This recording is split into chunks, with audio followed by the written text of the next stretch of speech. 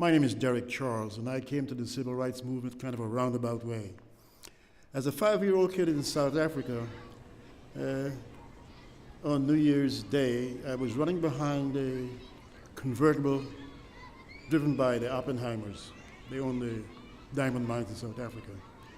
And they would throw out coins from the back of their car while driving down Kaiser Street, the main street in Johannesburg.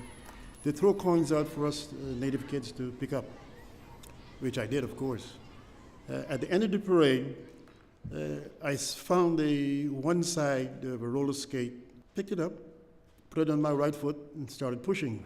A young white kid came up and said, "Those skates are mine." I couldn't say anything because I knew they weren't mine. He started kicking me in my shin. His big brother came up, did the same thing, kicking me in my right shin.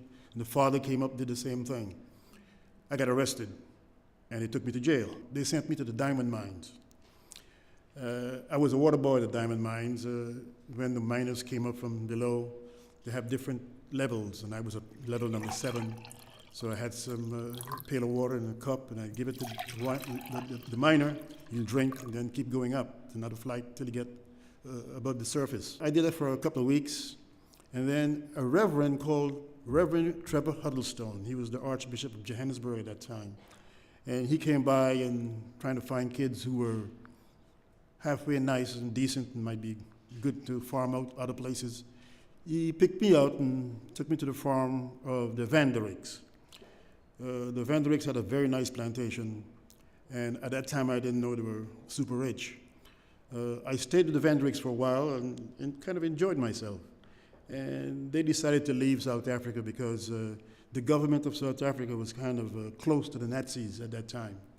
So we went to Great Britain. It's called United Kingdom now. And I stayed with them in Great Britain.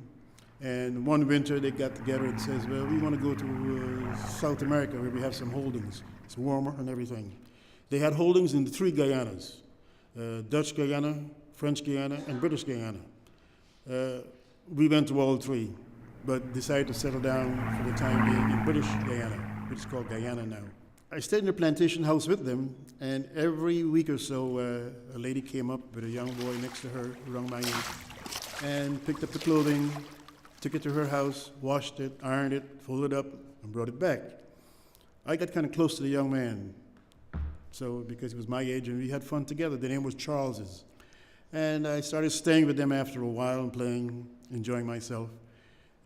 I stayed with the Charles for a long while and eventually changed my name to Charles. They sent the Derycks, made sure they sent me to private schools, etc. After a while, I had to go back to the United Kingdom, and they sent me to Cambridge University, where I got a degree from Cambridge, one of the most prestigious schools in London at that time.